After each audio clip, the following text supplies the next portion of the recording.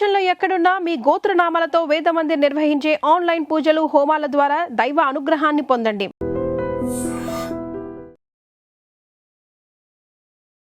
నమస్కారం, welcome to I dream. ధర్మ మార్గం విత్ విజిత కార్యక్రమానికి స్వాగతం.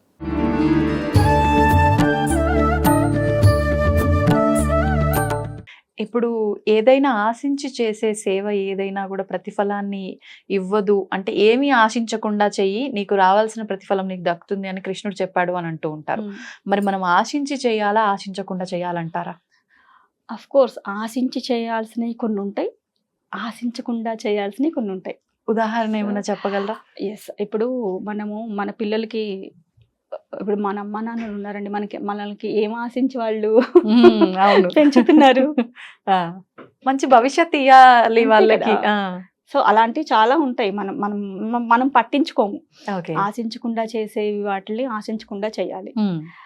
ఒరే నేను ఇంత పెట్టుబడి పెడుతున్నాను మీద, రేపటి రోజున నువ్వు నాకు అంత మళ్ళీ ఇస్తేనే రిటర్న్ అని మనం ఎప్పుడన్నా అంటామా వాళ్ళని? ఇవ్వకపోయినా చాలు, నువ్వు హ్యాపీగా ఉండరా, నువ్వు బాగుంటే మేము బాగుంటాం అని అంటాం, అంతే. అట్లా ఏదైనా అంతేనండి.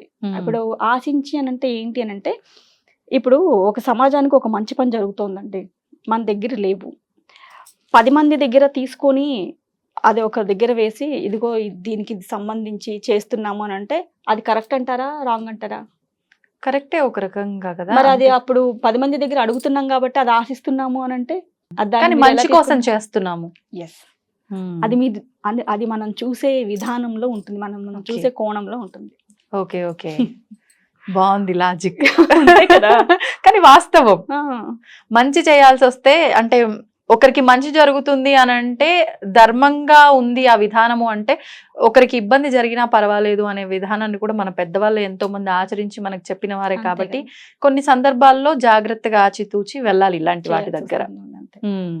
ఇప్పుడు భగవంతుడు అసలు ఈ పూజలు, ఈ మనసు అంటే ఒక దగ్గర లగ్నం చేసుకోవడము, ప్రశాంతంగా ఉండడం, ఇవన్నీ అంటే పరమాత్మ భగవంతుడు ఉన్నాడు.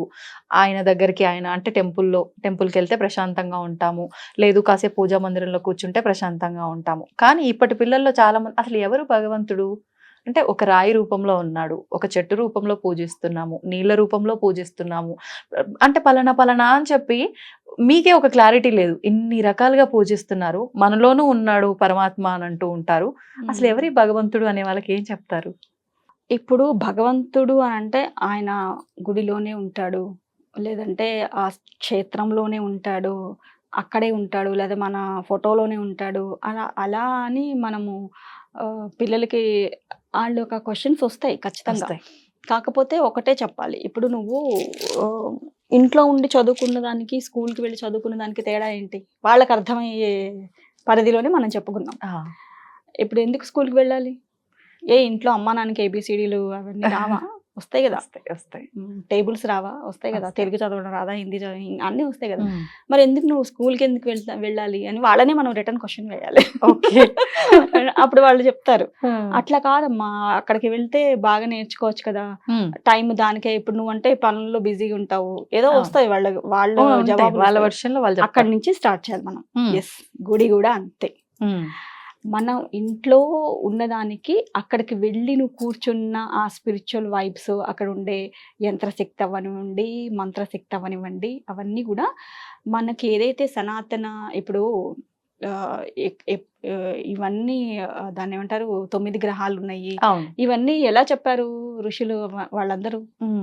అంటే మన వేదాల్లో ఉన్న సారాంశాన్ని మనకు చెప్పారు, తెలియజేశారు. వాళ్ళు ఎందుకు చెప్పారు? గుడికి వెళ్తే ఒక రకమైన పాజిటివ్ ఆరా నీకు వస్తుంది కాబట్టి నువ్వు గుడికి వెళ్ళు. అది భగవంతుడికి ప్లస్ కాదు, నీకు ప్లస్. అవును అవును, కాబట్టి వెళ్ళమని చెప్తున్నాం మనం. ఆ ప్లస్ నువ్వు తీసుకోవాలా తీసుకోవద్దా అనేది నువ్వు డిసైడ్ చేసుకో. ఓకే, అది నువ్వు చేంజ్ చూసుకో. నువ్వు ఒక 21 డేసో 41 డేసో వెళ్ళి చూడు, నీకు ప్రశాంతతగా అనిపిస్తుందా, ఏమైనా చేంజ్ అంటే. అసలు మనసు ముందు ప్రశాంతతగా ఉంటాయి కదా, నువ్వు తర్వాత ఏం చేయాలి, ఏం చదవాలన్నా, ఏం చెయ్యాలన్నా, అది థాట్ ప్రాసెస్ అనేది కంటిన్యూ అవ్వడానికి మనసు ప్రశాంతత, మైండ్ ప్రశాంతత, 2 కోఆర్డినేషన్ ఉండాలి. ఆ రెండింటిని ప్రశాంతతని నీకు ఇస్తుంది గుడి, ఎందుకు వెళ్ళొద్దు నువ్వు? అలా చెప్పండి పిల్లలకి.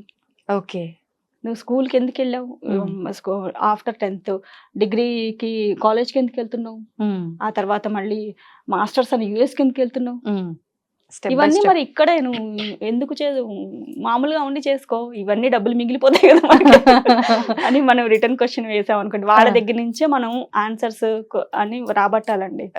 అట్లా ఎదురు సమాధానాలు చెప్పే వాళ్ళకి మనం సమాధానం చెప్పుకుంటూ పోతే కాదు, మనమే ఎదురు సమాధానాలు ప్రశ్నలు వేసి వాళ్ళ నుంచి సమాధానాలు రాబట్టి ఎస్ ఇది ఇట్లా చేస్తున్నావు కదా, ఇది ఇట్లా చేస్తే ఇట్లా అవుతుంది అన్నప్పుడు అప్పుడు వాళ్ళకి ఈక్వేషన్స్ టాలీ అవుతాయి.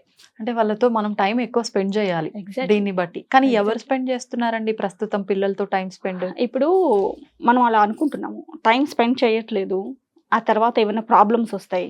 ఆఫ్ కోర్స్ ఏ ప్రాబ్లం అన్నా అనివ్వండి, అది మానసిక పరమైన అవ్వచ్చు,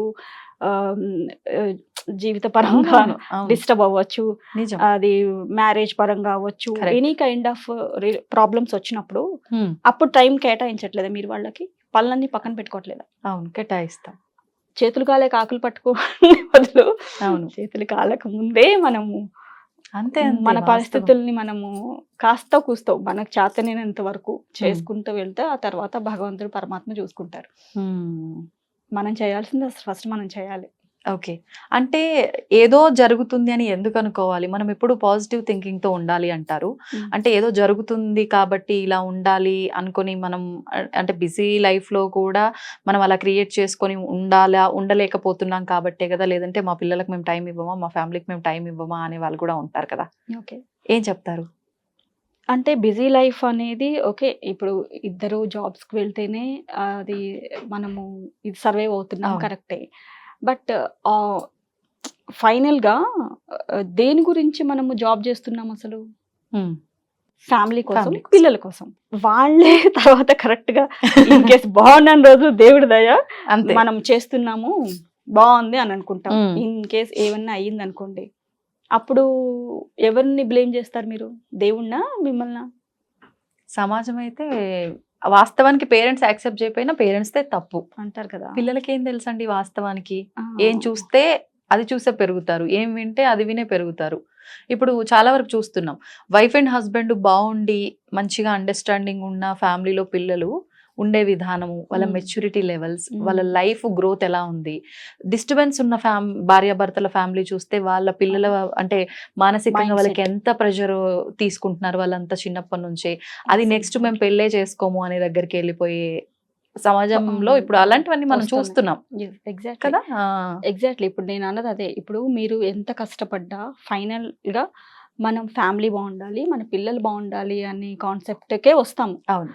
సో ఆ బాగుండడం కోసం మీరు కష్టపడుతున్న దానికి వాళ్ళకి రిలేటెడ్గా ఉండే విషయాలని ఖచ్చితంగా మీరు ప్రతిరోజు తీయకపోయినా అట్లీస్ట్ వీక్లీ వన్స్ 15 డేస్కి ఒకసారో ఫ్యామిలీకి ఒక మంచి టైం అనేది, మీరు క్వాలిటీ ఆఫ్ టైం అనేది ఇవ్వడం మాత్రం అది లేకపోతే ఖచ్చితంగా ప్రాబ్లమ్స్ క్రియేట్ అవ్వనంత వరకు బాగుంటుందండి. క్రియేట్ అయిన తర్వాత అనిపిస్తుంది కరెక్టే కదా, మనం తీయలేకపోయాం కాబట్టి ఇప్పుడు ఇలా అయ్యింది అని చెప్పేసి. సో అదే అంటున్నాను, ఫైనల్ గా మన ఫ్యామిలీ ఇంపార్టెంట్. దాని గురించే ఎంత చేసినా, ఎవరు చేసినా, ఏం చేసినా.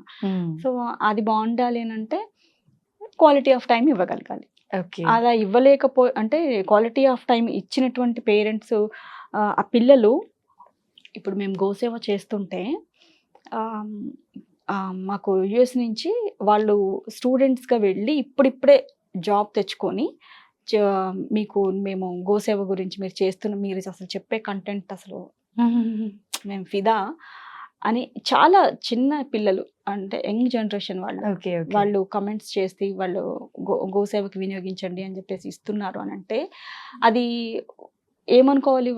వాళ్ళ పేరెంట్స్ అలా పెంచినా ఎక్కడికి వెళ్ళినా సరే మన మూలాలు మర్చిపోకుండా వాళ్ళు ఏదైతే సేవాభావంతో ఉండి అలా మా కంటెంట్కి ఇన్స్పైర్ అవుతున్నారు అని అంటే అది నిజంగా పేరెంట్స్ గొప్పతనం. నిజంగా అలాంటి పేరెంట్స్ ని నిజంగా చాలా. And for more videos, please subscribe to iDream channel. Subscribe to iDream Media. Please subscribe to iDream. Please subscribe to iDream. Please subscribe iDream. And please subscribe to iDream.